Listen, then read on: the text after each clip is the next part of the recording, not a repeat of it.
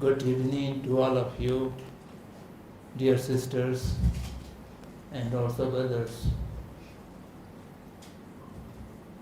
I think most of you are just arrived, and I understand you must be very tired. The traffic of Dharamshala is something very unique. Even young people are feel so exhausted. So just arriving here with great stress of traffic and walking, to make more boring will not be appropriate. But in spite of that,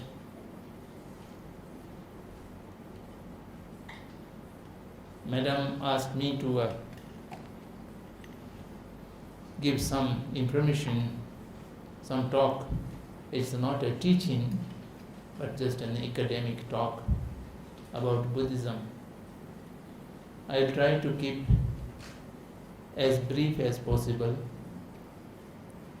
with some basic information about Buddha Dharma.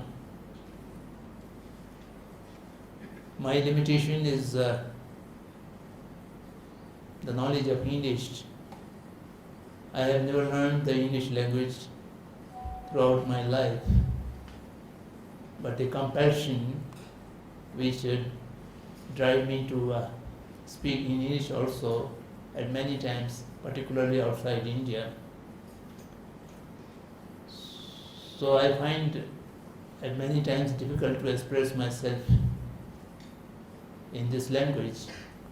In spite of that, for the sake of communication, I do use this language mostly outside India and also in South India, where the northern Indian languages are not working.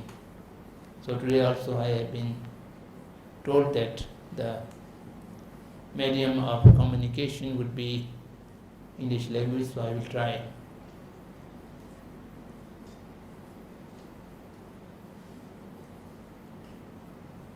India has a very long history. Even the recorded history covers more than 7,000 years. Similar with most of the Asian nations, at many times we do not differentiate the history and the legendary stories. Particularly in the religious tradition, history is less importance and the legendary talks or stories are become more prominent, because religion mostly based on faith, rather evidences. As I mentioned, India has been a source of so many different traditions of religion, philosophy, and cultural. More than 6 or 7 major religious traditions and philosophical traditions have been originated in India. The oldest might be the Vedic system, and which later on divided into many different sects and traditions, sampradayas. Among them, Buddhist tradition was one. Therefore, who have basic knowledge of Indian tradition will not find any difficult to understand what the Buddha had taught. Because the Buddhism is largely derived from the earlier traditions of Dharma which exists in India before the Buddha. The Buddha Gautama was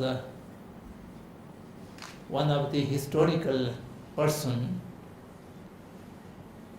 who born, brought up and lived as a ordinary human being, not a superhuman being, not a legendary person.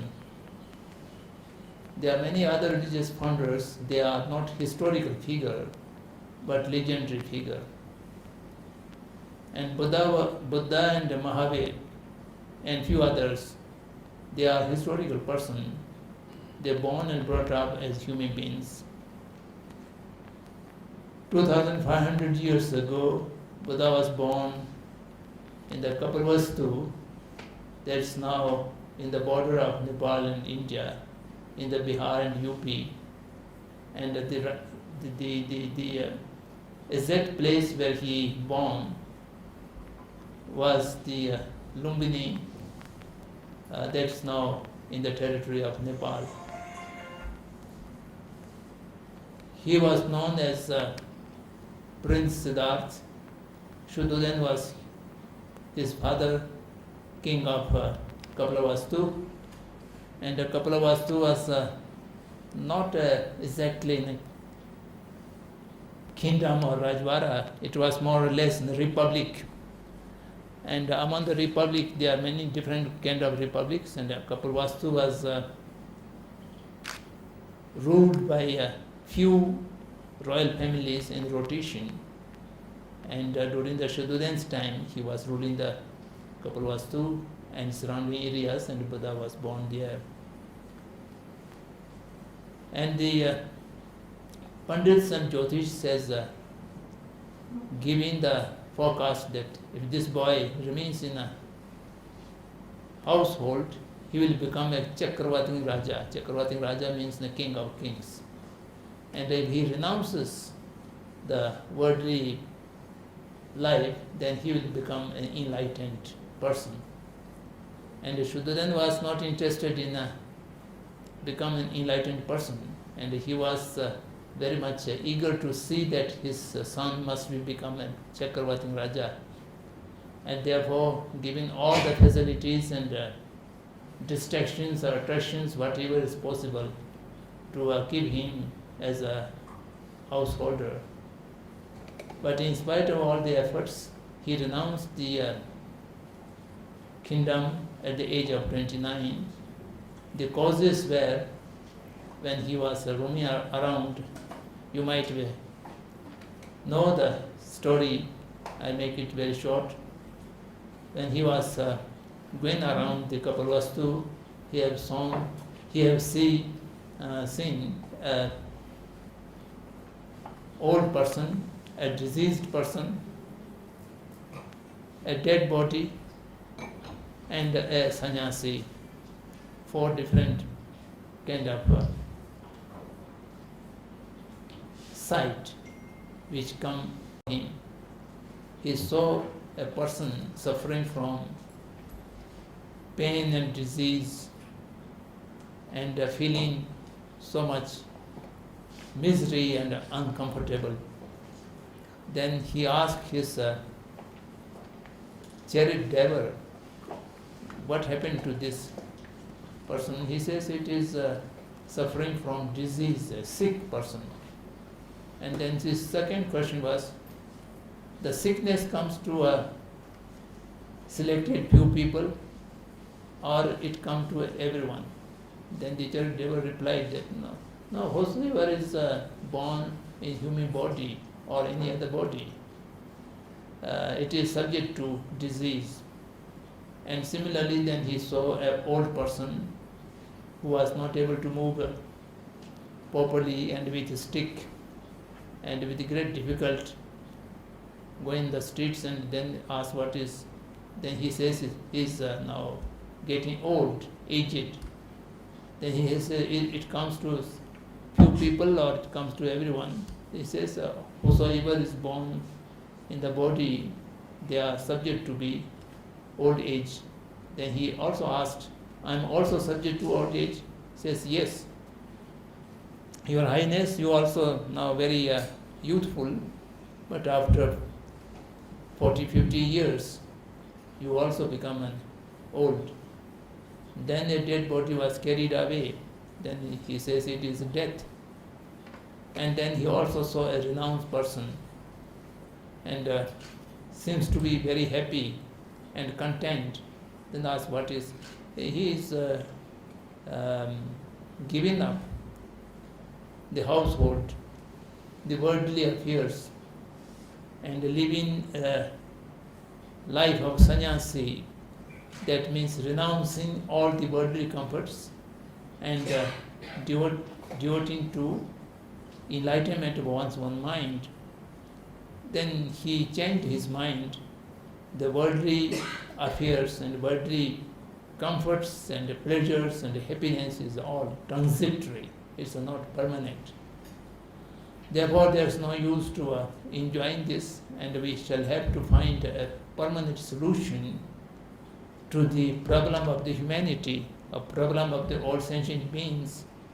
That is the problem of disease, the problem of old age, the problem of death, and the problem of poverty. And all this shall have to be find some solution. And he left the kingdom and went to the Mangad, now we call Bodh Gaya. And he remained there in meditation with great tapasya for 6 years. And after 6 years of meditation, he got enlightenment. And after getting enlightenment, he remained silent for 7 weeks, considering who would be a proper receiver, the proper path of his experience, the enlightenment. The light, what he has seen, can be shared. And then he find 5 of his old friends who used to be with him in the Bodh Gaya during the Tapasya period, now residing in Sarnath, that is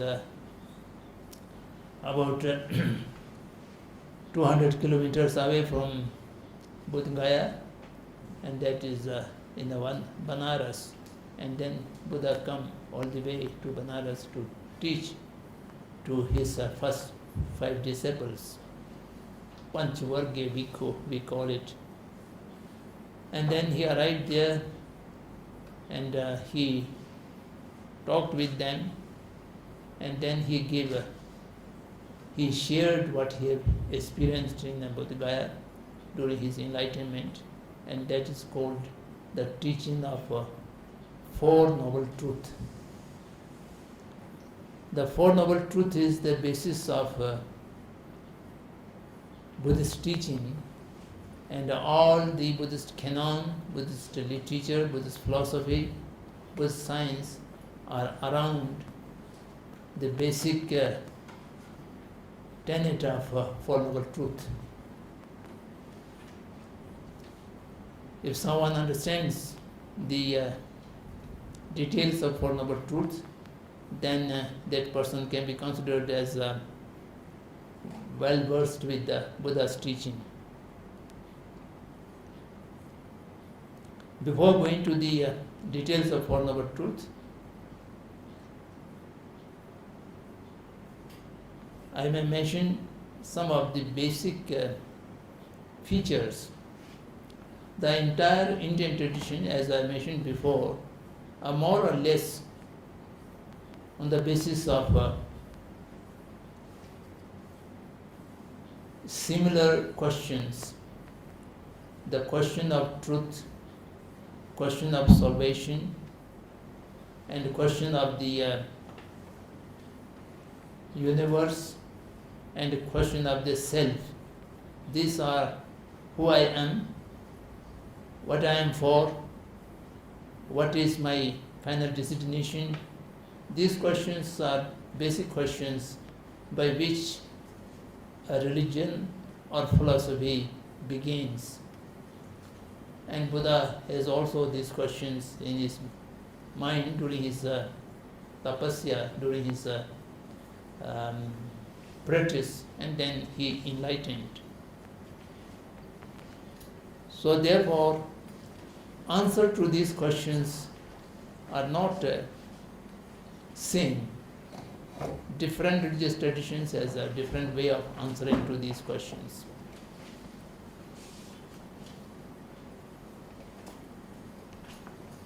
Therefore, the Indian scholars has make groups. They are majority of the Indian traditions are Ishwarvadin. Ishwarvadin means, in other words, they are termed as astic. They believe in the creator of the universe. And in this, the believing in creator of the universe, the majority of the Indian tradition belongs to. But in India also there is Anishwarvadi. Anishwarvadi means who do not believe into the creator of the universe or creator of everything. And in this group there are only three traditions: the Buddhist, the Jains, and the Charvak. The Charvak is not a religious tradition, it's a philosophical tradition, who even does not believe in reincarnation or rebirth. And that is called Uchedvad. The Jains and the Buddhist and the early part of the Sankhya, not the Sankhya Yuga, but before the Sankhya Yuga was started, there was certain group of Sankhya. They also do not believe into the creator. So these three, the Jains and the Buddhists and the Sankhya, little portion of Sankhya and the Charvak, they do not believe in the creator. And then, since do not believe in the creator, then how the universe is being governed? Then the theory of karma and result of karma, the karma theory is substitute the theory of creator. And in other words, there are also two groups, Atmavadin and Niratmavadin. In this group, only the Buddhists and Charvaks are the Niratmavadin, and all the rest, including Jain, they are in the group of Atmavadin. So you might feel that how such a contradiction among the religious traditions, and how we can believe in one of them and reject the other group. But all these different beliefs or different philosophical concepts are at the level of relative truth, not at the level of absolute truth. At the level of absolute truth, there is no differentiation. All are agreeing to the absolute or to the beyond. But at the relative level, that means at the level of Vyavhar or the language or the thought, the humanity have to survive on the basis of thought, and thought is dependent on language, and language and thought are just creation of humanity, and it is for the convenience of human beings.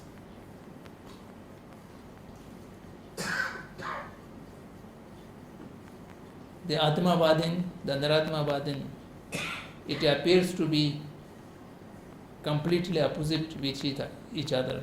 One says there is an Atma, which is permanent, unchangeable, and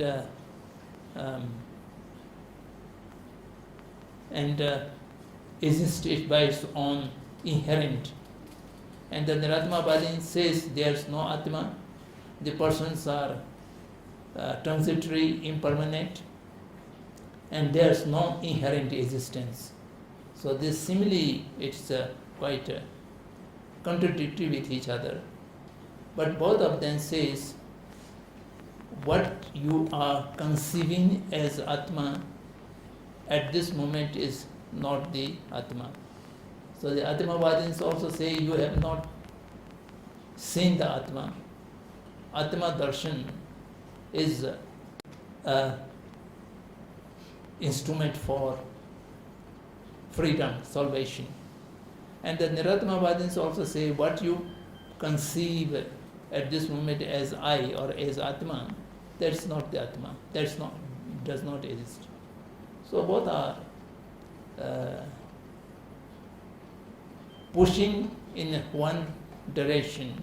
If someone has the capability to rationalize all these different traditions, you will find some common ground and there's no contradiction. So coming back, what is the Four Noble Truth? As Buddha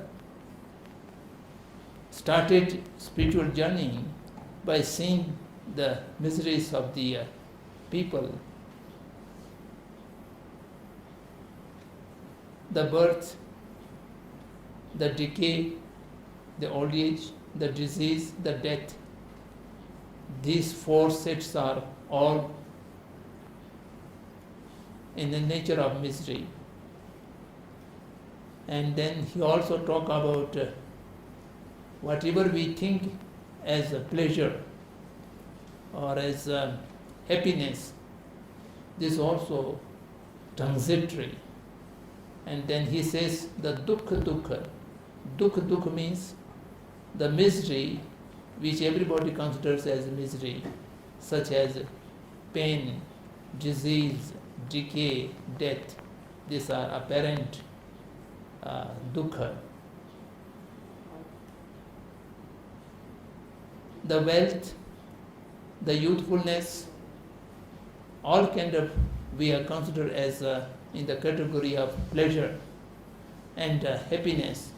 This also impermanent, transitory. And whatever happiness you are enjoying is bound to be decay immediately or after some time. For our human beings, we can enjoy our life at most around 100 years or 110 years, not more than that. Then it is bound to be decay. When we lose those pleasures, and it causes again pain. So these are the parinam dukkha, that means a cause of misery. At this moment we feel it pleasure, but since it is transitory and impermanent, it is bound to convert into pain and misery. And then sanskar dukkha, that means the body. The body is not in our control. The birth and the death, which is beyond individual's control. You have no choice that I will reborn or I will born in this life or in this body.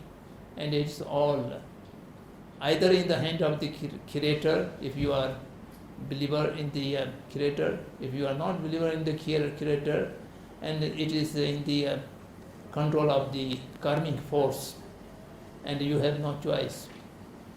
And similarly the death, the time of death and the modality of death, all these are beyond our control. These are in the hand of the Almighty or in the hand of the karmic force. So we are not free. We are bonded under the karma and kleshas, the defilement of mind, and the action, the karmic force. So therefore, unless and until we get freedom from the force of karma, we are bound to experience the misery. So that is the dukkha satya. the Four Noble Truths. The first truth is the truth of suffering, truth of misery, the dukkha satya. And then the second question is, if this is a dukkha, it is coming to the individuals, to the sentient beings, by nature, by no cause, or there is no remedy to eradicate the cause. The second question, then he says no. All this misery is due to karmic force. The karmic force is due to klesha, the development of mind, and the negative emotions. And the negative emotions can be eradicated because it has its antidote. The negative emotions are come out due to the ignorance, the avidya, and the ignorance can be eradicated. So therefore, there is a satya of dukkha samudaya, the reality of the cause of suffering. Then the third truth is the truth of cessation of suffering. Since the cause is eradicable, there can be cessation of all suffering. And the fourth is the truth of the path, how to achieve the cessation of misery, or cause of misery.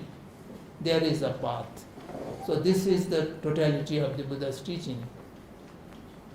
Buddha says you must realize the nature of suffering, and once you realize the nature of suffering, you will have a desire to eradicate the suffering. If you have desire to eradicate suffering, then you shall have to find out what is the cause of suffering. This is second truth. And when you realize the second truth, there is a cause of suffering, and how to eradicate the cause of suffering. And that is the truth of path. And then you realize the truth of path, you practice that, and you will get the cessation of suffering, the nirvana, the salvation or the freedom that is achievable. It was Buddha's teaching. So, coming back to the truth of path, what is the path? How to eradicate the cause of suffering, and how to get freedom from the cause of suffering? He says there are threefold education. Threefold education means you can practice your mind to achieve the perception of the ultimate reality.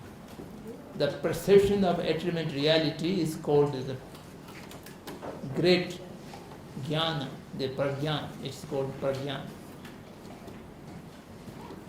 And how to get a prajna? To achieve prajna, you have to train your mind for the concentration.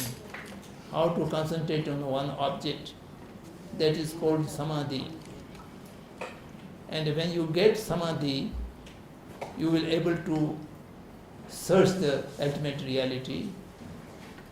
Searching the ultimate reality through samadhi, you will get the prajna, and prajna is the antidote of the cause of suffering, avidya, and you can get rid of them. In order to achieve the samadhi, you have to go through a physical and vocal discipline. That is a shila. Shila, samadhi, and prajna. That means the moral conduct at the first level, and concentration of mind at the second level, and awakening of mind, or seeing that ultimate reality, that's prajna, that's the third one. So this threefold education is the entire teaching of Buddha. And at the level of Shila, what are the basic Shilas? Shila is referring from direct or indirect violence to other sentient beings. Direct or indirect violence to other sentient beings is misconduct. So therefore we have to refrain from violence act, physically, vocally or mentally. And that refrain from violence act can give you the strength of purifying and concentration of your mind, and that gets samadhi, and through that samadhi you can perceive the ultimate reality, and thereby you can get freedom from the all cause of misery. So what this is Buddha have taught. I think this much is sufficient for today, and we have few more time, and I would like to invite any comments or questions, and that would be a better conversation, because most of you I am meeting for the first time, so I do not know your interest or your orientation, so my talking may not be suitable to your mental requirements, and if you put some questions, that would open doors for real communication. Thank you for your attention.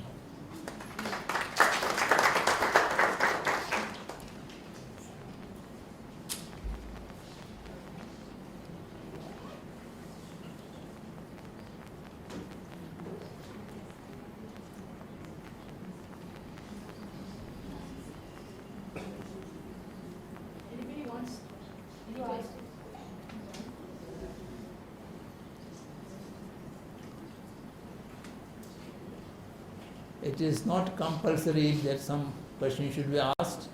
If there is questions, okay. If there's no question, then you can enjoy.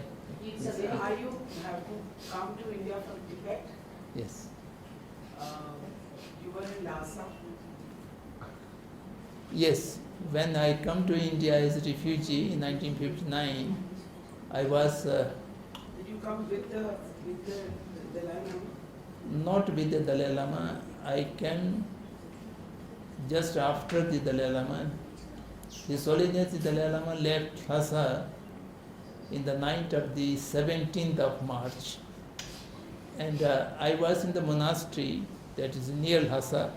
From Lhasa capital to my monastery is just 6 kilometers distance.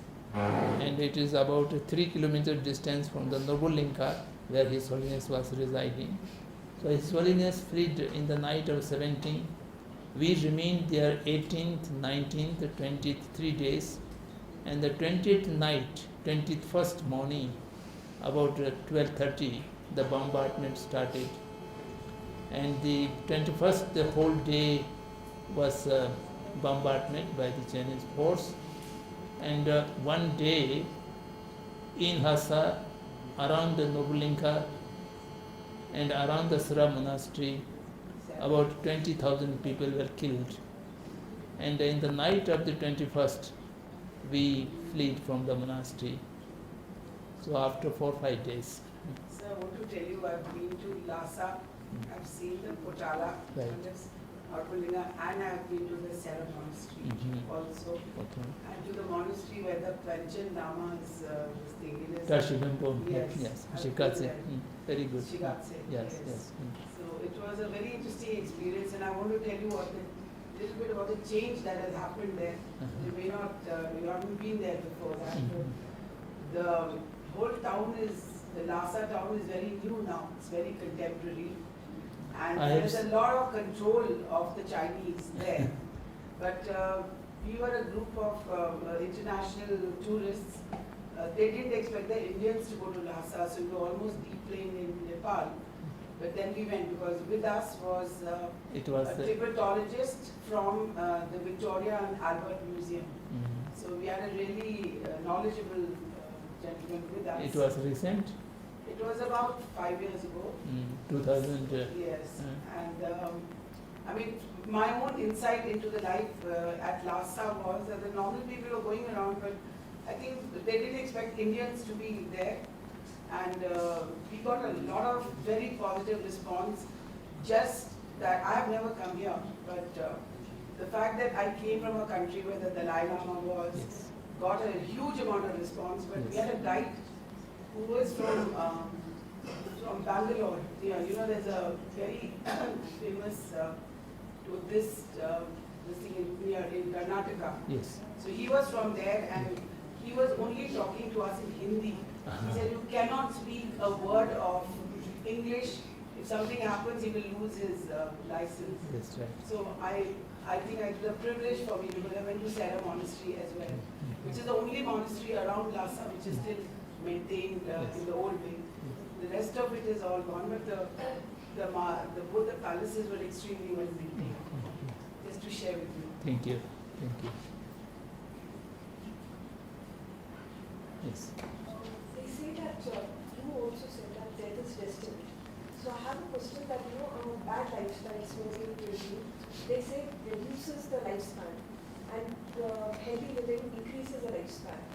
So how do we connect these two things? If death is already destined.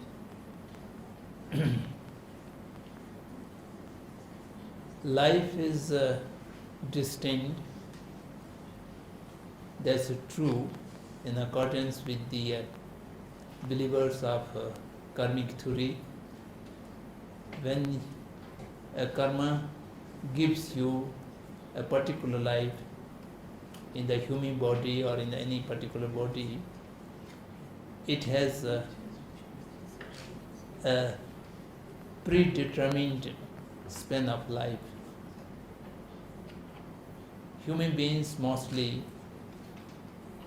at this moment considered 100 or 108 years, which is if a karmic force which is able to give a human birth, and it should be able to give 100 years of age.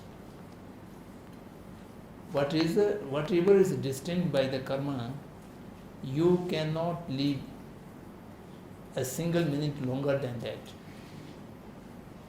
That is determined by the predestiny.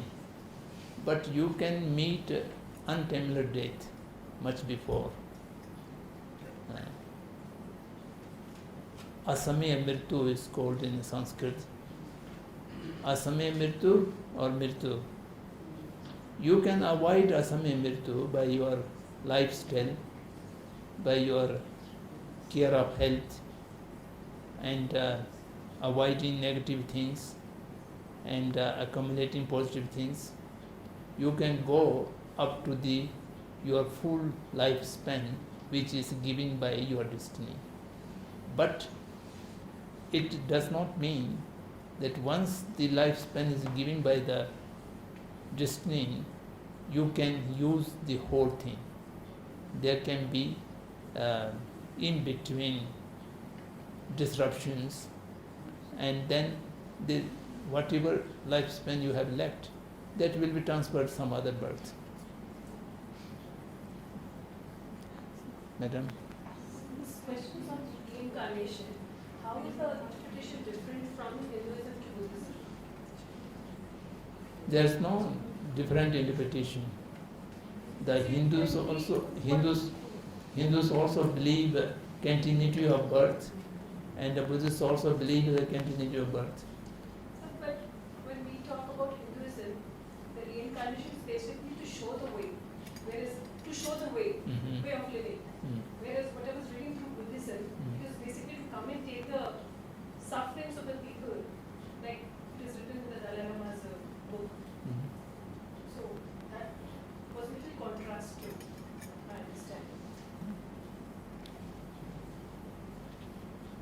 I could not comprehend what is your question.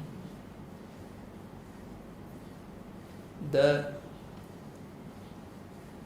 argument between the Atmavadins and Niratmavadins is that the Atmavadins argue with the Buddhists that since you do not accept a unchangeable, permanent, Nitya Atma, how you can conceive the rebirth? Because there's no permanent Atma which goes from this life to next life. And the Buddhist reply to that is, we do not need a permanent Atma, but an self, a stream of consciousness which is ever changing, but which has unending continuum. It changes in each moment, but it recreates the consciousness in the next moment. Like a river flow, it is not static, it's not unchanging, but it flows unendingly.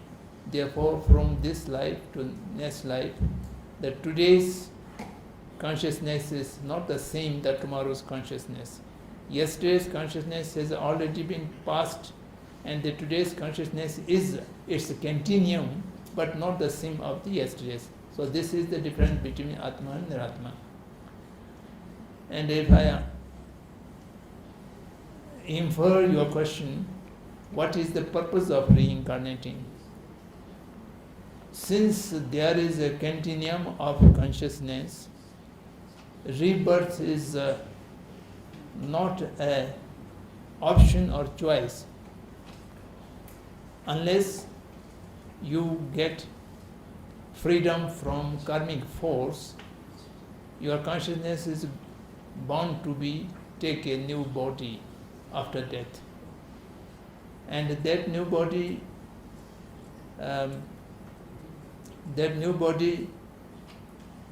might be able to practice in the path and get rid of the karmic force, and you might get freedom from the compulsion of rebirth may be removed, but you can reborn for the sake of serving the other sentient beings. So reborn by force of karma, that is a compulsion. And whatever your karmic force will destine your next life, it goes like that. And those people who are elevated, who are enlightened, they may not reborn. They reborn, their reincarnation is to accomplish their previous life's work or to continue to serve the suffering humanity or suffering sentient beings. So the purpose may be little different.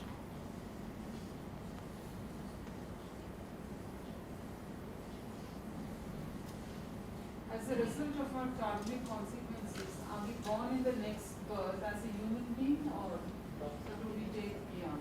Are we born as Hinduism puts it like Chaurasi Lakh Yoniya? That depends on the force of your karma. You have accumulation of so many different kind of karma. You have good karma, you have bad karma. Not only this life, you also have accumulation of karmic force from the previous lives also. When really you enter into the death, at that time the emotions and mental attitudes are very important, and at that time you can stimulate good karmic force, and thereby you will get immediate rebirth into the good realm, human beings or Devata realm or whatever it may be.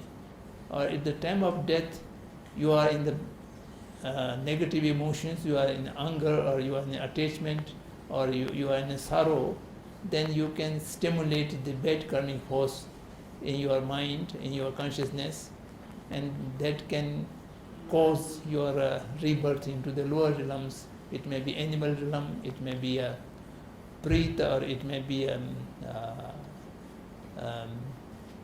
hell or whatever it may be. There are many different realms. How many realms are there? Pardon? How many different realms are there? 7? Basically, we believe in the 6 realms. And among the 6 realms, there are so many differences, I think countless differences. What are the 6? The first is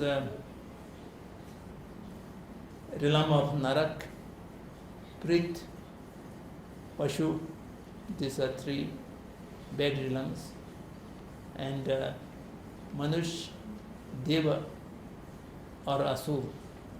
There are 3 good realms. Asur also. Yes. Sur, Asur and Manush. These 3 have a kind of discriminative mind. And Narak, Prit, Pashu, they do not have the power of discrimination, or what we call Vivek is not there. So they cannot choice, they cannot exercise the choice to improve. Yes, their- that's right, yes. Sur is lesser than the, Asur is lesser than the Sur, but Asur has also rational mind, they can improve. So with these 6 realms, there are so many, even in the animal realm, there are hundreds of thousands of different kind of species. There's no end. By mentioning prates, do you mean ghosts? We feel spirits and all? Yes, Faith. yes, Pret.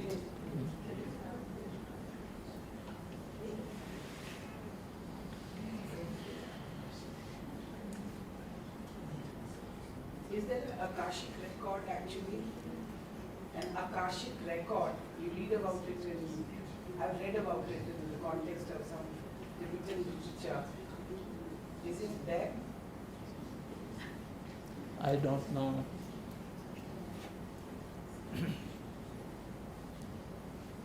Among the Indian traditions,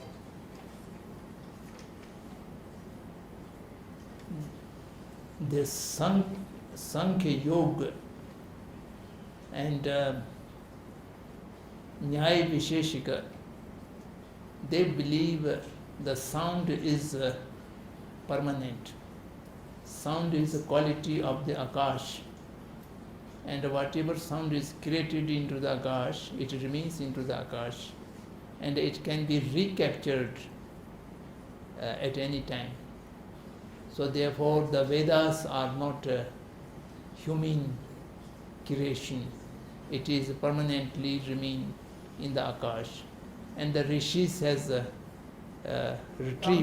downloaded it from the Akash record.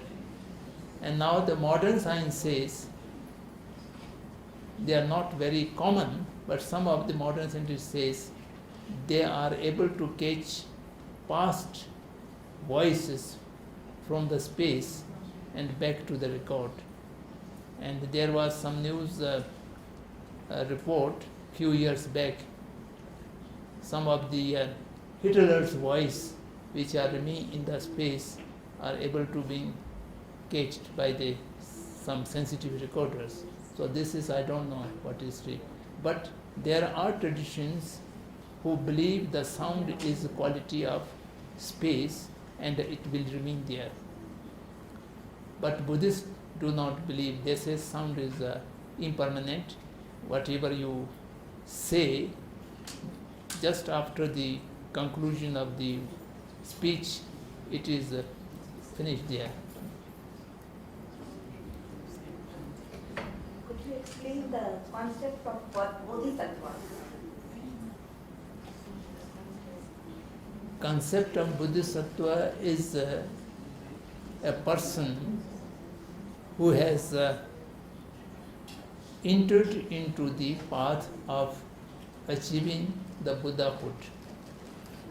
The Buddhahood is the highest level where the entirety of the negative things are being removed, entirety of the positive things are being achieved. That is called the Buddhahood, Buddha nature. And determined to achieve the Buddha nature, and for that the person shall have to accumulate merit and wisdom. To achieve Buddha nature, there are two major causes for that. The wisdom, knowing the ultimate reality directly, and that is supported by positive karmic force. Positive karmic force has 6 different realms and accompany this force. And someone who has the will to serve, to benefit the entirety of the sentient beings, and to benefit entirety of sentient being, to serve the entire sentient being, as ordinary person cannot reach, cannot do. And for that, a person must be achieved Buddha nature. Buddha nature or Buddhahood is not the ultimate goal. The ultimate goal is to serve the entire sentient being. And in order to serve the entire sentient being, the Buddha nature is needed as a means. So, for the means of serving the entire sentient being, I must achieve Buddha nature. And in order to achieve Buddha nature, I will do everything, accumulation of merit and the practice of wisdom. I will do how much time it might take, how much effort it might take, I will do. Until I achieve Buddha nature, I will not give up. This kind of determination, whosoever has created in one's, whosoever has evolved or cultivated in one's mind, that is called Bodhisattva. Bodhisattva is an aspirant to Buddha nature.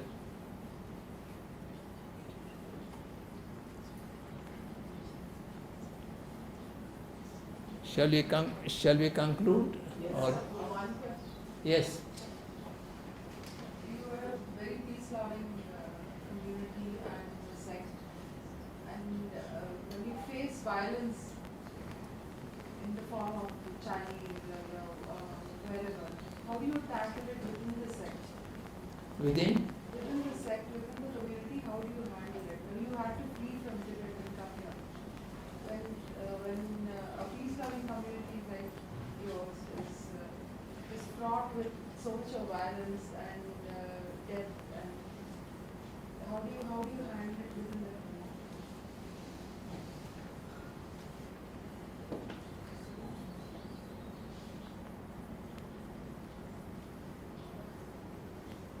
How to handle within the community is a very difficult task. Tibet, as Buddhist nation, for about 1,300 years, when we faced the Chinese aggression in 1949 and 59, we remained under Chinese occupation.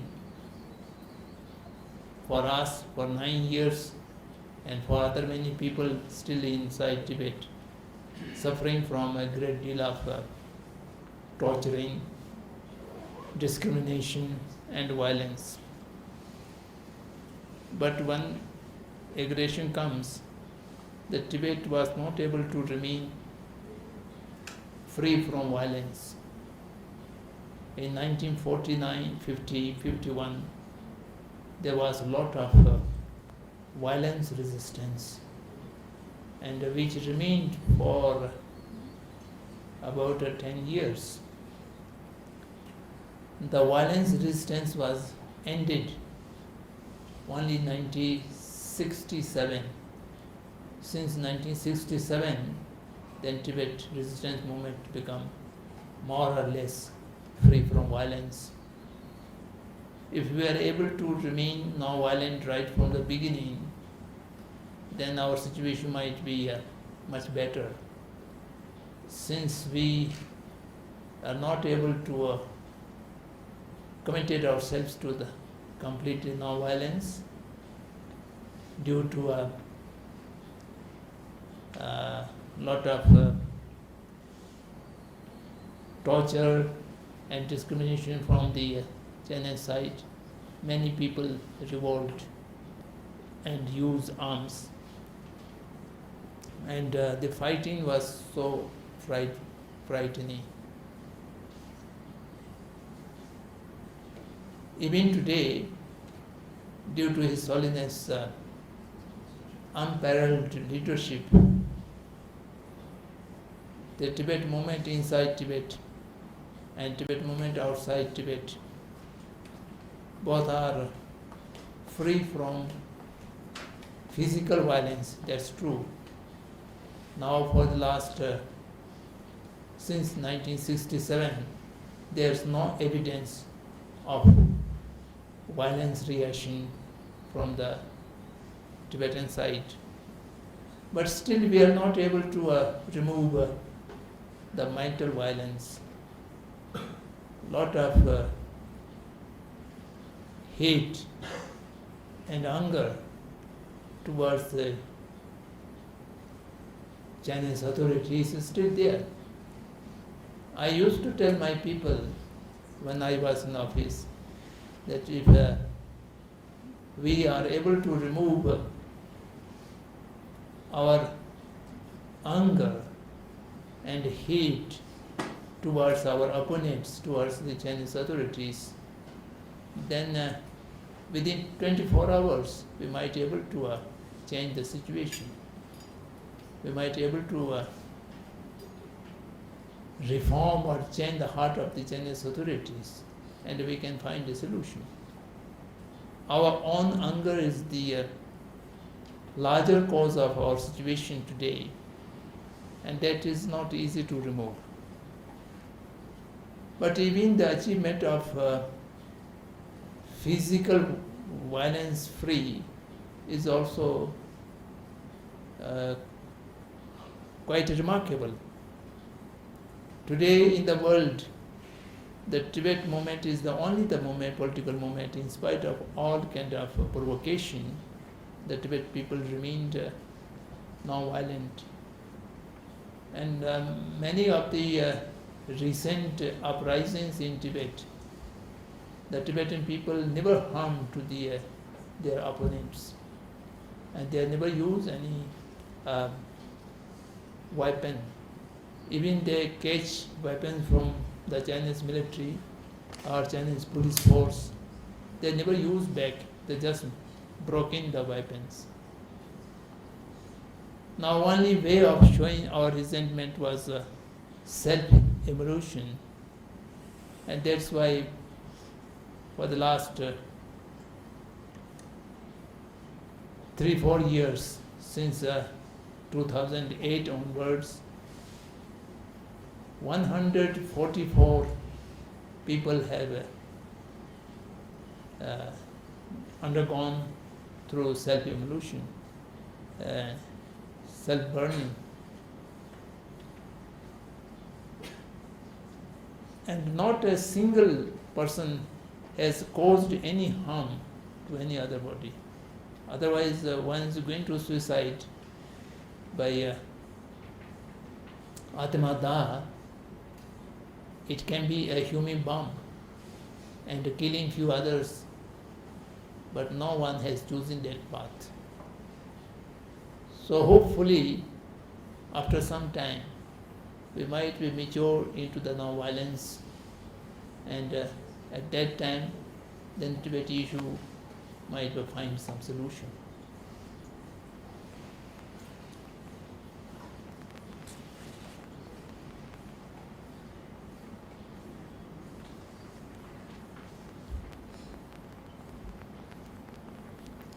Okay.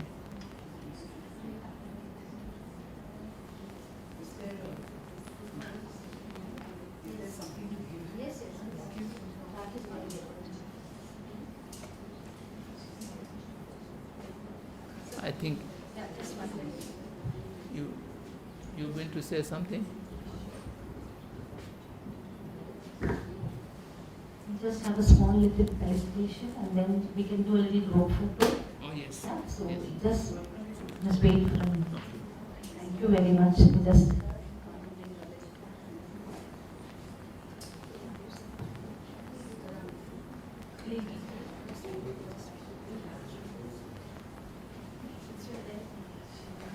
You may put your questions. Yeah. Yeah. One more question. One more question. Sir, I would like how different is this Buddhism from Nichiren Daishonin's Buddhism? Have you heard about it? Nichiren Daishonin's Buddhism, where... There's a Japanese tradition. Yes, yes. I'm not aware of that tradition very well, but I heard there are few traditions in Japan. In Japan, what we know is one tradition is following the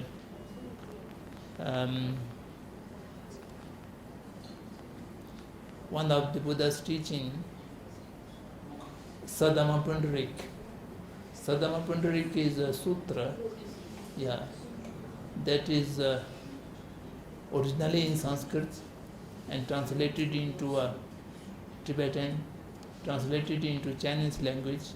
I think Japanese translation is from Chinese language. So therefore it may not be very accurate translation as that of Tibetan language. But Tibetan language is parallel with Sanskrit, and Chinese language is much different from the Sanskrit or Indian languages.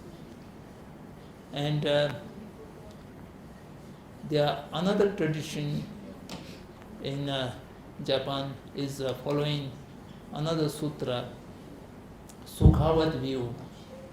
Sukhavat view is another sutra which is about the Buddha Amitabha.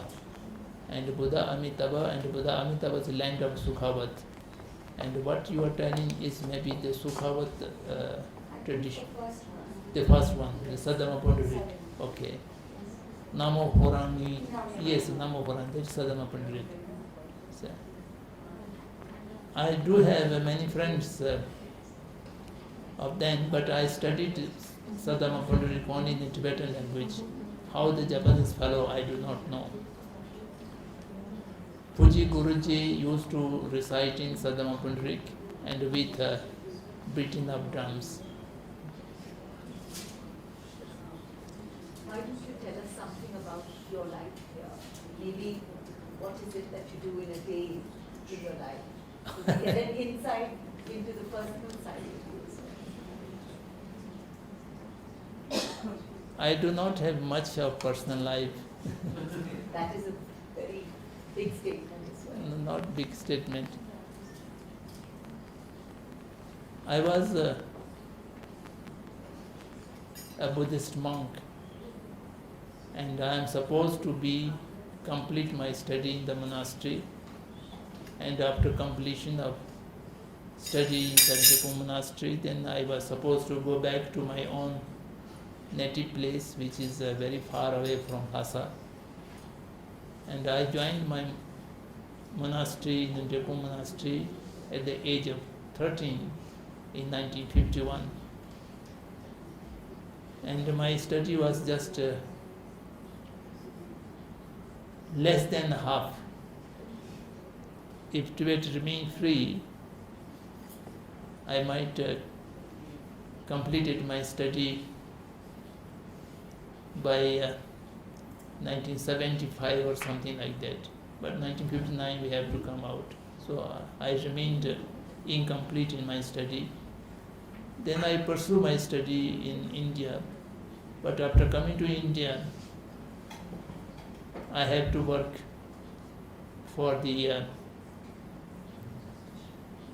service of the Tibetan refugees. And His Holiness, in 1959 itself, His Holiness told me that now it is not time to meditate or study, it's time to serve our people in exile. Then I became a school teacher elementary school teacher, then thereafter I become a school principal Here, in India. where? In the beginning, I worked Tibetan refugee school Shimla for 3 years as Shimla. Then I was transferred to Darjeeling, and there was also Tibetan refugee school, and there I worked 1 year. Then I was appointed principal of the Tibetan refugee school Dalhousie.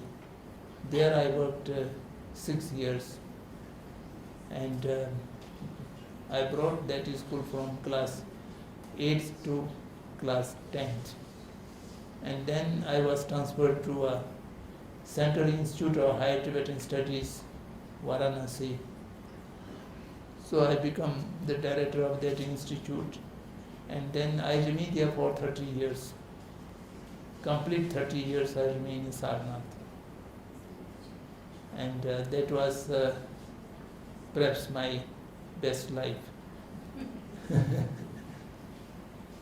I come across with many saints and sages, and when I went there, Mahama Upadhyaya, Gopinath Kaviraj was alive, and many great scholars were there, and Anandamayi Ma was also there, and so many. Bhagwan Ram was also alive, and Krishnamurti was J. Krishnamurti.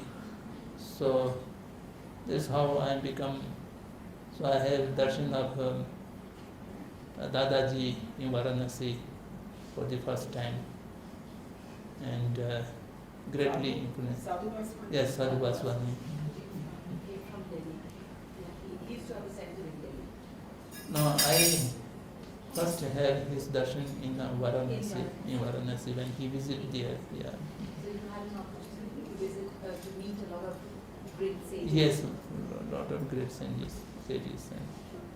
And then from Varanasi. From Varanasi, I remained there till 2001. I also worked in Dharamshala partially, and when I was Speaker of the Assembly, when sessions were there, I come, and when sessions are not there, I go back to Varanasi. Then that Varanasi Institute became a deemed university in 1988, and then I remained director. So that's why I closely associated with the Indian university system, and then I worked many capacity. I was also the president of the Association of Indian Universities and vice president, all this. Then I became the executive member of the Commonwealth Universities Association, and during our time we also set up the Association of SAP Universities Association, and so on and so forth. Then 2001, I finally took a retirement from Sarnath as well as from Dharamshala, and went down to Bangalore. I thought I will be settled there. The Valley School provided me a small cottage to stay there, but I was able to stay only 4 months, then come back to Dharamshala. And since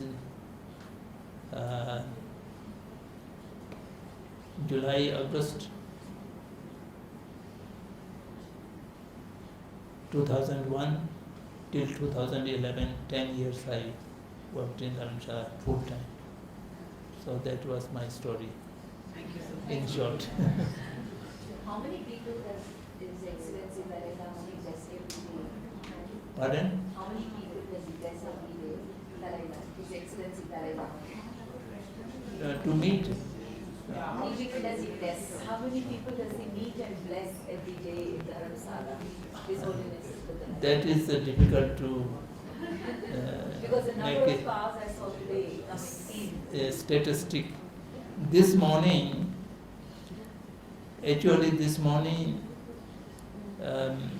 is day for public blessings, and I think there was about 300 people. And tomorrow they will be teaching, and in the teaching usually 9,000, 8,000, and the last teaching there are more than 10,000 people.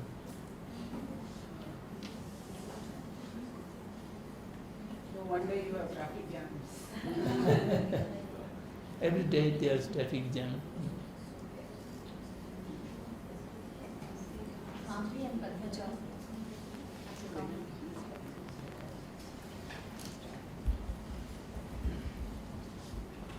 You all then stand in line and then take a picture. I don't want to disturb you so much. Okay. So that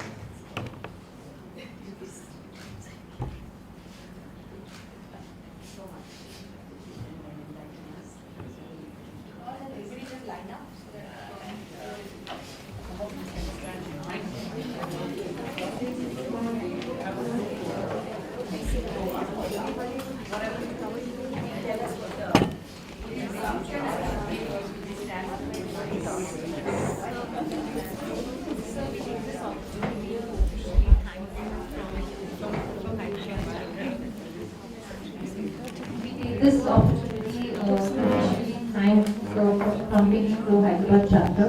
It's a great honor to be here with you and seek your blessings and the wise words. And we look forward to receiving the blessings from